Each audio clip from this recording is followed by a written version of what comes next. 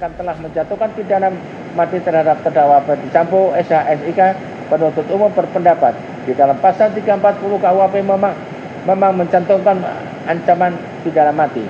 Oleh karena itu, perdebatan tentang apakah hakim dapat menjatuhkan pidana mati atau tidak menjadi tidak relevan lagi. Selanjutnya, mengenai penentuan berat ringannya pidana yang dijatuhkan merupakan mutlak adalah kebebasan dari hakim dengan segala pertimbangannya. Menurut Sutikno Martokusumo, hakim itu bebas dalam atau untuk mengadili sesuai dengan hati nuraninya, keyakinannya, tanpa dipengaruhi oleh siapapun, bebas dari campur tangan dari siapapun. Mahkamah Konstitusi pernah menolak uji material atau judicial review terhadap keberadaan hukuman mati dalam hukum positif Indonesia dan menyatakan bahwa hukuman mati tidak bertentangan dengan konstitusi. Undang-Undang Dasar 1945 tidak memuat kemutlakan hak asasi manusia. Hal tersebut dapat dilihat dalam putusan Mahkamah Konstitusi nomor 2/3-P/UU/P/P5/2007 bertanggal 30 Oktober 2007 yang telah memberikan pertimbangan hukum terhadap pasal 28 huruf A dan pasal 28 huruf I ayat 1 Undang-Undang Dasar 1445. Penolakan uji materi penghapusan pidana mati juga pernah dilakukan oleh Mahkamah Konstitusi sebagaimana putusan nomor 15/PUU/10 Romawi /2012 tanggal 18 2012. 2. Berkaitan dengan tidak cukup bukti pemohon banding Yudek Faksis pemohon banding Ferdi Sambo dinyatakan turut melakukan penembakan kepada korban Nofriansah Huta Barat. Bahwa kesimpulan majelis hakim tingkat pertama telah didasarkan pada pertimbangan yang cukup dan didukung alat bukti, sebagaimana pertimbangan dalam putusan pada halaman 545 sampai 550 bahwa berdasarkan keterangan terdakwa saksi Richard Eliezer Pudiang Lumiu, saksi Rifaisal Samuel, saksi Azhar Romer, keterangan ahli Fira Samia, ahli Farah Primadani Kaurau, dan ahli Arif Sumirat, majelis hakim tingkat pertama memperoleh keyakinan yang cukup bahwa terdakwa telah melakukan penembakan kepada korban Nofriansah Yosua dengan menggunakan senjata api jenis Glock yang pada waktu itu dilakukan oleh terdakwa dengan memakai sarung tangan warna hitam. 3. Berkaitan dengan Yudek Faksi yang dianggap keliru dalam mempertimbangkan motif yang dilakukan pemohon banding, penuntut umum berpendapat pemohon banding telah salah menafsirkan bahwa motif harus mutlak dibuktikan dan menjadi penentu terbukti tidaknya unsur kesengajaan. Motif adalah hal yang mendorong seseorang untuk melakukan perbuatan yang dalam ilmu kriminologi yang membicarakan tentang kejahatan, pelaku kejahatan, faktor penyebab dan cara penanggulangannya. Motif meliputi motif ekonomi, motif seksual, motif politik, dan lain-lain. Motif bukan unsur delik sehingga tidak perlu dibuktikan. Di dalam Kitab Undang-Undang Hukum Pidana Jerman dan KUHP Indonesia tidaklah mensyaratkan motif sebagai unsur delik. Van Bemmelen berpendapat motif dapat membantu meyakinkan hakim dalam mengambil keputusan ringan atau beratnya suatu pembedahan terhadap terdakwa. 4. Berkaitan dengan saksi Richard Eliezer Pudiang Lumiu yang menjadi justice collaborator dan saksi mahkota, bahwa di dalam putusannya majelis hakim menetapkan saksi Richard Eliezer Pudiang Lumiu sebagai justice collaborator berdasarkan keterangannya yang sangat substansial terkait dengan pengungkapan tindak pidana yang didakwakan kepada terdakwa. Walau demikian, majelis hakim tidak pernah menggunakan keterangan saksi Richard Eliezer Pudiang Lumiu secara tunggal, melainkan selaku didukung dengan alat bukti-bukti berupa keterangan saksi yang lain, petunjuk, ahli maupun keterangan terdakwa sendiri. Di dalam pasal 185 ayat 2 KUHP disebutkan bahwa keterangan saksi saja tidak cukup untuk membuktikan bahwa terdakwa bersalah terhadap perbuatan yang didakwakan kepadanya. Lebih lanjut di dalam ayat 3 ditegaskan bahwa ketentuan sebagaimana dimaksud dalam ayat 2 tidak berlaku apabila disertai dengan suatu alat bukti yang sah lainnya.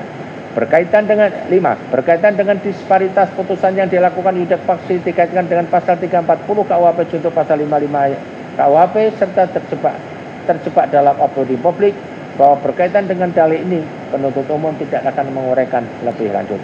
4. 6. bahwa berkaitan dengan pembuktian obstruction of justice yang menurut pemohon banding tidak berlandaskan yuridis dan fakta yang ada. Bahwa tentang hal ini penuntut umum berpendapat pada prinsipnya pada putusan majelis hakim telah membuat pertimbangan yang cukup berdasarkan fakta yang ada dalam persidangan, baik berkaitan dengan DPR, CCTV, sebagaimana pertimbangan majelis hakim bidang faksi pada halaman 643 sampai dengan 646.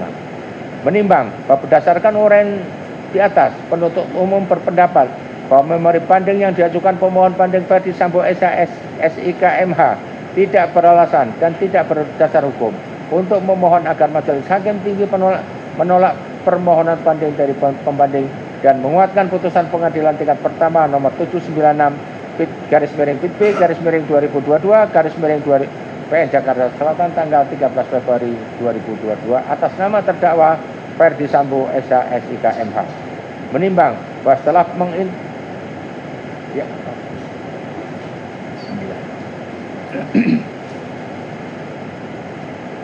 Menimbang bahwa setelah menginventarisir memori banding dan kontra memori banding dari penuntut umum tertanggal 17 Maret 2023, juga kontra memori banding dan memori banding dari penasihat hukum terdakwa Ferdi Sambo SIK MH sebagaimana telah diuraikan di atas, yang keberatan tersebut disebutnya sebagai ringkasan eksekutif yang menurut penasihat hukum setidaknya ada 7 poin dalam putusan yudek fakti pengadilan negeri yang perlu dikaji kembali oleh majelis hakim tingkat banding.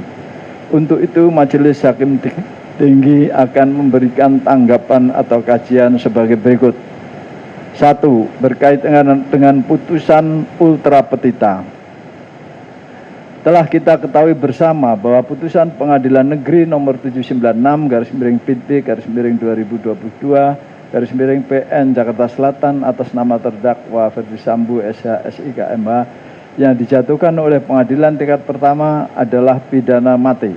Ini melebihi dari tuntutan pidana penuntut umum yang menuntut agar terdakwa Ferdi Sambo dijatuhi pidana seumur hidup. Tentang hal ini, Majelis Hakim Tinggi berpendapat bahwa ultra petita tidak dikenal baik di dalam hukum acara pidana maupun di dalam hukum pidana. Istilah ultra petita berasal dari kata ultra yang berarti lebih, melampaui, dan petita yaitu permohonan. Sehingga ultra petita adalah penjatuhan putusan oleh hakim atas suatu perkara yang melebihi permohonan atau tuntutan. Ultra petita hanya dikenal dalam lapangan hukum perdata, khususnya diatur dalam hukum acara perdata pasal 178 ayat 3 HIR atau pasal 189 ayat 3 RPG yang berbunyi, ia tidak diizinkan menjatuhkan keputusan atas perkara yang tidak digugat atau memberikan lebih dari yang digugat. Dari uraian di atas jelas bahwa ultra petita berkaitan dengan gugatan dalam perkara perdata atas permintaan pihak yang bersengketa. Merujuk pada perkembangan yang terjadi dalam dinamika kehidupan masyarakat serta memperoleh keadilan yang tuntas, persidangan cepat ya ringan di dalam proses peradilan perdata, ultra petita telah diakomodir melalui jurisprudensi bahwa ultra petita dalam lapangan hukum perdata dimungkinkan dengan persyaratan diantaranya bahwa putusan yang diambil masih berada dalam posita gugatan, dalil-dalil gugatan atau fundamentum petendi dari gugatan itu sendiri. Di dalam proses peradilan pidana, selain secara normatif tidak ada larangan, ultra petita banyak dilakukan melalui putusan hakim dengan menjatuhkan putusan melebihi dari tuntutan pidana. Menurut Sudikno Mertokusumo, dalam bukunya dijelaskan bahwa hakim pengadilan negeri diperbolehkan memberikan putusan melebihi dari apa yang diajukan atau dituntut oleh penuntut umum. Sebab hakim dalam menjatuhkan fungsi dan tugasnya bersifat aktif dan berusaha memberikan putusan sesuai dengan rasa keadilan.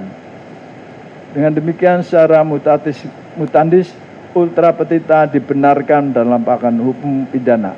Mengingat sistem hukum Indonesia tidak terpaku pada civil law atau undang-undang menjadi sumber hukum, tetapi juga bermuara pada common law yang didasarkan pada jurisprudensi.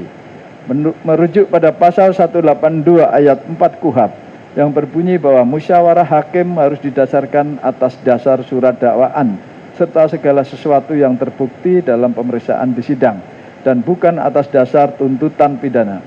Majelis Hakim Tinggi juga berpendapat bahwa selain secara normatif masih diatur pidana mati, pidana mati masih dibutuhkan sebagai shock terapi atau efek jera yang secara psikologis juga membawa dampak dalam penegakan hukum di Indonesia.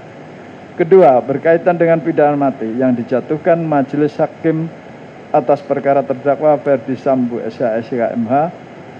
Pertama adalah secara normatif, hukuman mati masih berlaku sebagai hukum positif di negara Indonesia hingga saat ini.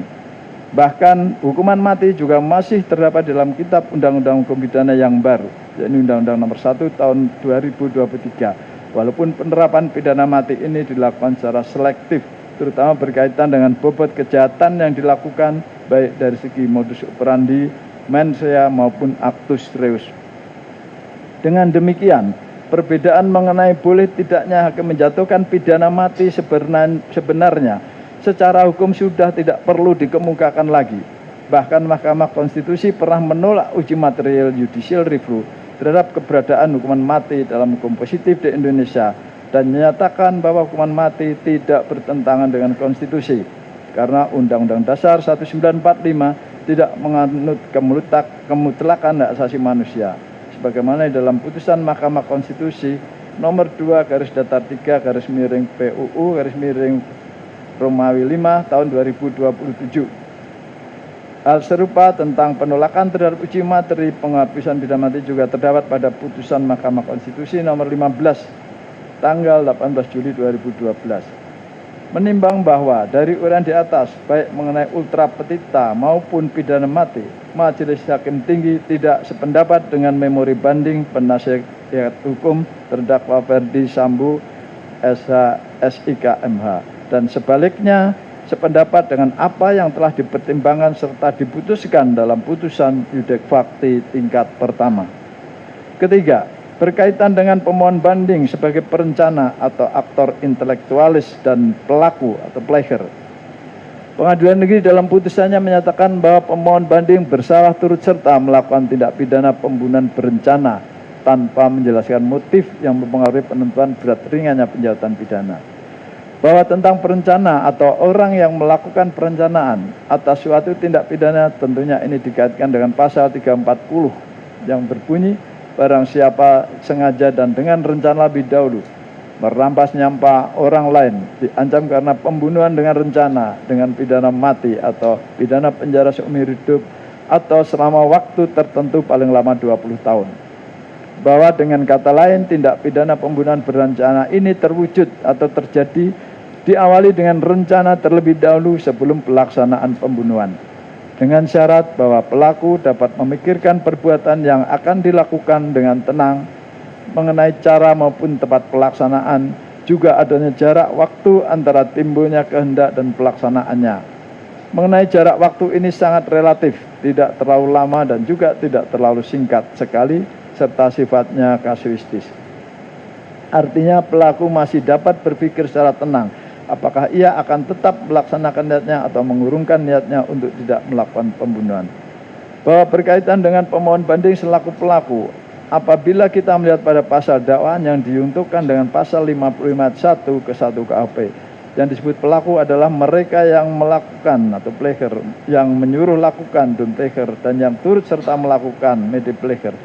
Artinya bahwa peristiwa pidana ini dilakukan atau melibatkan dua orang atau lebih, yang secara teoretik juga biasa disebut dengan istilah deelneming atau penyertaan, sehingga masing-masing dicari peran dan tanggung jawabnya dari peristiwa pidana itu, serta masing-masing tidak perlu menyebutkan semua unsur. Dengan kata lain juga dua orang atau lebih itu mengambil bagian untuk mewujudkan suatu tindak pidana. Bahwa pemohon banding Ferdi Sambo SH/SIK MH adalah pihak yang mempunyai permasalahan serta pihak yang paling berkepentingan dalam perkara ini. Dan inilah awal munculnya peristiwa pidana dengan meninggalnya Nofriansah Yosua Huta Barat. Diawali dengan istri pemohon banding Ferdi Sambo SH/SIK MH, yaitu saksi Putri Chandrawati, telah merasa dilecehkan secara seksual oleh korban Nofriansah Yosua Huta Barat yang kemudian atas saran saksi Kuat Ma'ruf agar saksi Putri Chandrawati segera melapor kepada terdakwa dengan ungkapan agar tidak ada duri dalam rumah tangga. Bahwa apabila kita uraikan secara runtut sesuai dengan waktu dan tempat, dapat kita simpulkan sebagai berikut. Pertama, bahwa tanggal 6 Juli 2022 sore bertempat di rumah pemohon banding Ferdi Sambo di Magelang, korban Nofriansah Yosua Huta Barat bilang ke saksi Richard Eliezer Pudiang Lumiu kalau Ferdi Sambo SIKMH berencana akan memberi surprise untuk Putri Chandrawati berkaitan dengan ulang tahun perkawinan. Oleh karena itu, Ferdi Sambo memerintahkan korban Nofriansah Yosua Huta Barat untuk memesan kue dan tumpeng, yang kemudian pada pukul 00.01 dini hari tanggal 7 Juli 2022 dirayakanlah acara tersebut, dan pada saat itu berkumpul para ajudan ART Ferdi Sambo dan Putri Chandrawati. Kedua, bahwa setelah acara selesai, pada pagi hari sekitar menjelang subuh, pemohon banding Ferdi Sambo SIKMH menuju Yogyakarta untuk selanjutnya terbang menuju Jakarta. Bahwa pada tanggal 7 Juli 2022 sore, hari menjelang maghrib, ketika saksi Richard Eliezer Pudiang Lumiu berada di alun-alun Kota Magelang bersama dengan saksi Ricky Rizal Wibowo, tiba-tiba ditelepon oleh saksi Putri Chandrawati dengan mengatakan, "Di mana, Dek?" sambil menangis dan menyuruh segera balik ke rumah. Sehingga berdua langsung bergegas menuju mobil dan pulang ke rumah. 4. Bahwa sampai di rumah saksi Richard Eliezer Pudiang Lumiu dan saksi Ricky Rizal Wibowo masuk rumah dan di lantai 1 sepi, tidak ada siapa-siapa. Selanjutnya saksi Ricky Rizal Wibowo naik ke lantai 2 diikuti saksi Richard Eliezer Pudiang Lumiu. Melihat ada saksi Kuat Ma'ruf di ujung tangga dan di sebelah kanan terdapat saksi Susi di depan kaca. Saksi terus menuju ke arah pintu kaca ke dalam kamar melihat saksi Putri Chandrawati lagi berbaring. Selanjutnya saksi bertanya pada saksi Kuat Ma'ruf, "Ada masalah apa?" Di mana saksi Kuat Ma'ruf masih dalam keadaan marah, emosi, mukanya merah.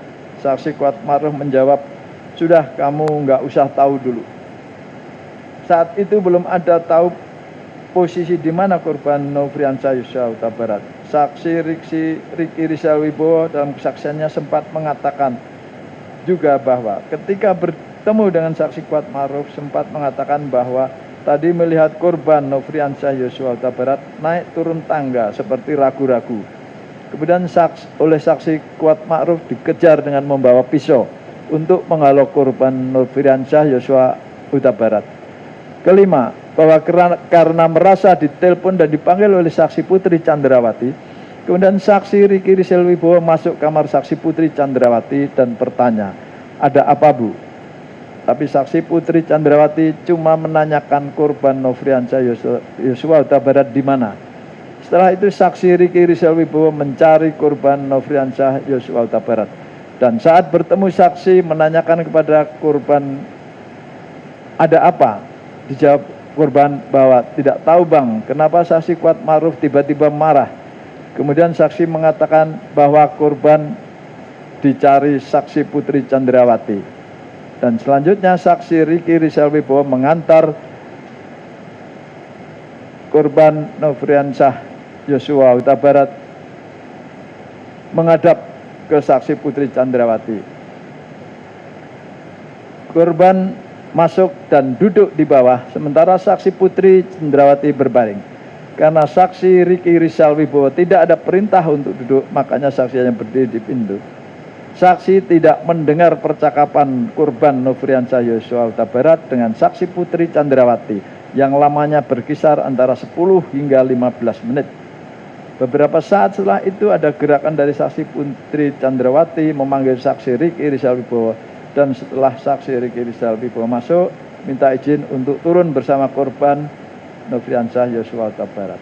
Keenam, bahwa masih pada tanggal 7 Juli 2023 sekitar pukul 23, saksi Putri Chandrawati menelpon terdakwa Ferdi Sambo SIKMH dengan nada menangis, mengatakan bahwa korban Nofriansah Yosua Huta Barat telah kurang ajar melakukan pelecehan seksual, sehingga terdakwa Ferdi Sambo SIKMH emosi dan berniat akan menjemput ke Magelang. Saksi Putri Chandrawati pada saat telepon juga berpesan agar jangan menghubungi ajudan atau pihak lain, mengingat korban selain berbadan besar juga membawa senjata. Bahwa pada pagi harinya saksi Putri Chandrawati kembali menelpon terdakwa bahwa akan pulang ke Jakarta. Ketujuh, bahwa saksi Riki Rizal Wibowo sempat menanyakan senjata korban Nofriansyah Yosua Huta Barat dan ditemukan di lemari kamar ajudan tempat tidur korban. Bahkan di dekat tempat tidur juga terdapat senjata steyr dan keduanya diambil keluar kamar menuju ke lantai 2. Ketika saksi Rich Elisir Pudiang Lumiu keluar kamar sempat melihat korban Nofriansyah Yosua Huta Barat di luar jendela kaca. Saksi keluar lewat pintu dan menanyakan ada masalah apa. Korban Nofriansyah Yosua Huta Barat menjawab tidak tahu. 8. Bahwa keesokan harinya tanggal 8 Juli 2022 rombongan pulang ke Jakarta. Dan ketika beres-beres, saksi Richard Elisir Pudiang Lumiu melihat saksi Riki Rizal Wibowo membawa 2 senjata. Sehingga saksi Richard Elisir Pudiang Lumiu membantu dengan mengambil senjata steyr. Selanjutnya saksi Riki Rizal Wibowo menyimpan senjata HS di dashboard mobil Lexus LM dan saksi Richard Elisir Pudiang Lumiu menaruh senjata steyr di tempat didudukan di kaki ajudan.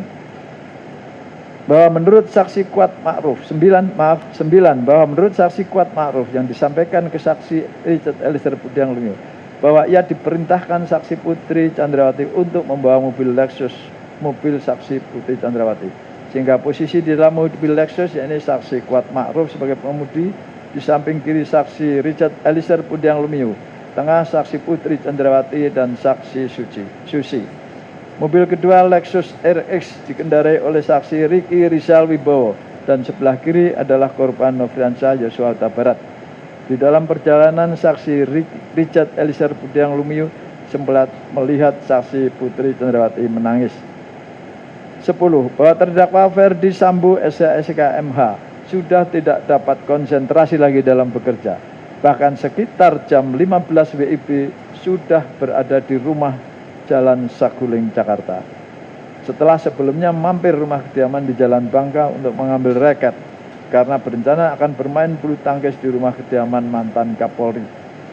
Bahwa tidak lama kemudian rombongan dari Magelang juga tiba di rumah Saguling. 11. Bahwa rombongan dari Magelang sampai di Jakarta sekitar jam 15 WIB dan langsung menuju rumah Saguling. Beberapa saat setelah terdakwa Ferdi Sambo SK MH telah tiba lebih dahulu di Saguling. Ketika turun dari mobil, saksi Richard Elisir Pudiang Lumiu diperintahkan saksi Putri Chandrawati untuk membawa senjatanya ke lantai 3 dan disimpan di lemari yang di situ banyak senjata. Setelah beres-beres, saksi Richard Elisir Pudiang Lumiu turun dan di bawah sudah ada saksi Azan Rumer, saksi Prayogi Iktara Wikaton, saksi Dadan Miftahul Haq, saksi Damianus Labak Koban, saksi Farhan Sabila. Patwal dari Magelang juga ada korban Nofriansyah Yosua Huta Barat. Mereka saling mengobrol dan bercanda. 12. Bahwa kira-kira 40 menit setelah sampai di Jakarta di rumah Saguling, saksi Riki Rizal Wibowo dipanggil terdakwa Ferdi Sambo SK melalui HT untuk naik ke lantai 3. Selanjutnya saksi naik dengan menggunakan lift dan sampai di lantai 3 saksi masuk, di mana terdakwa Ferdi Sambo SK sudah berada duduk di sofa. Ketika saksi bilang siap oleh terdakwa Ferdi Sambo diminta duduk di sofa. Kemudian menanyakan ada kejadian apa di Magelang. Saksi jawab tidak tahu.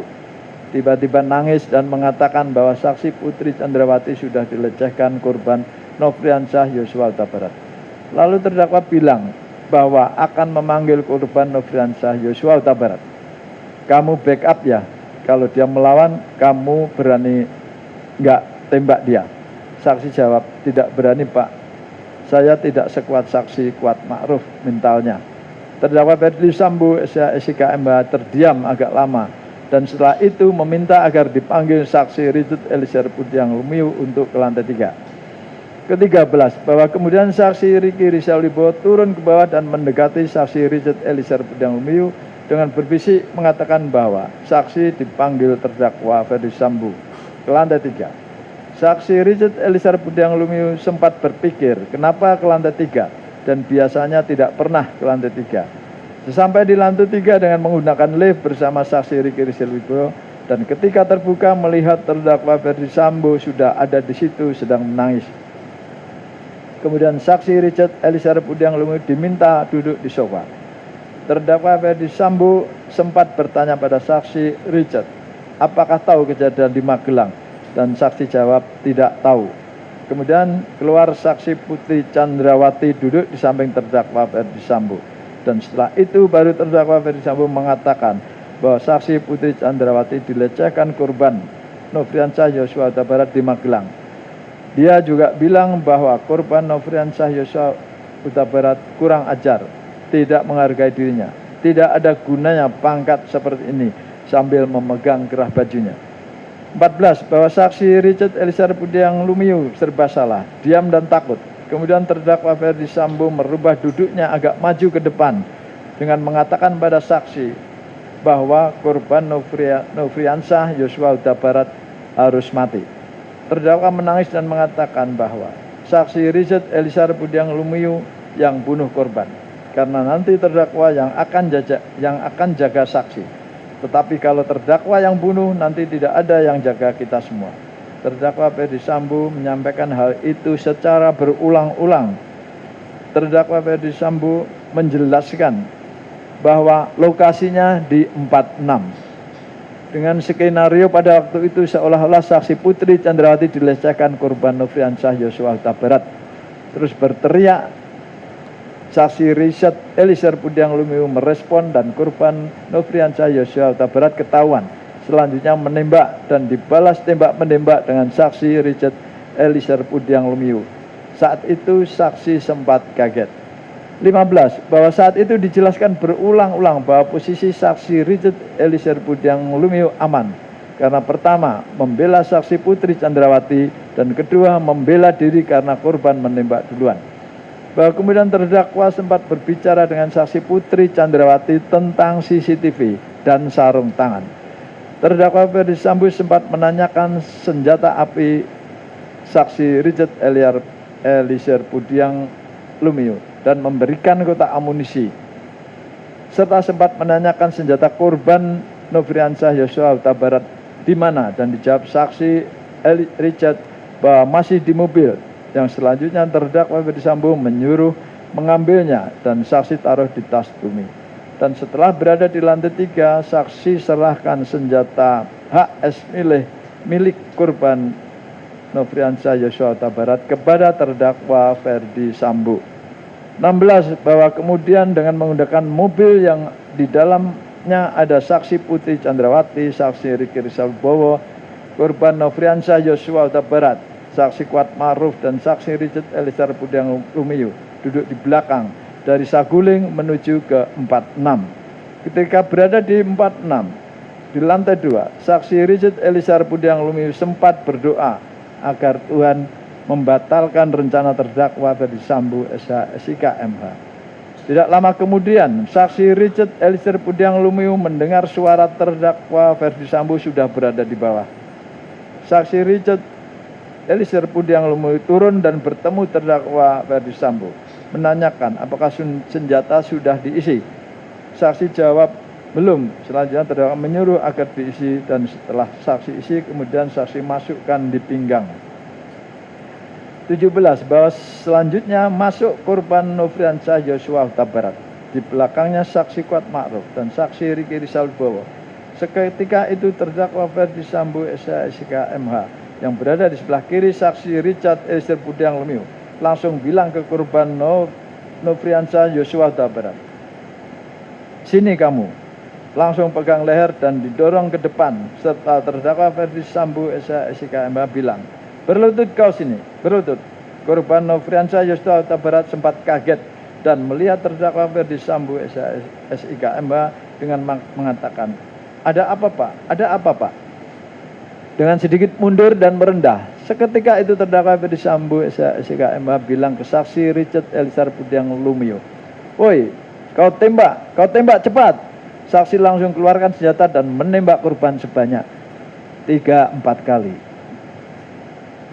Langsung korban jatuh tertelungkup dan masih ada suara mengerang. Kemudian terdakwa Ferdi Sambo maju ke depan dan menembak korban, hanya tidak bisa dipastikan berapa kali. Selanjutnya terdakwa Ferdi Sambo SH MH juga melakukan berapa kali tembakan ke arah tembok tangga atas TV. Setelah itu terdakwa maju ke arah korban Nofriansyah Yosua Huta Barat dan meletakkan senjata ke tangan korban Nofriansyah Yosua Huta Barat. Saat itu terdakwa memakai sarung tangan hitam. Tentang terdakwa Ferdi Sambo SH meletakkan senjata di tangan korban Nofriansyah Yosua Huta Barat oleh saksi Ricky Rizal Wibowo hanya melihat terdakwa Ferdi Sambo mendekati korban yang telah tertelungkup dan dengan cara berjongkok, tetapi tidak melihat apakah terdakwa meletakkan senjata di tangan korban atau tidak.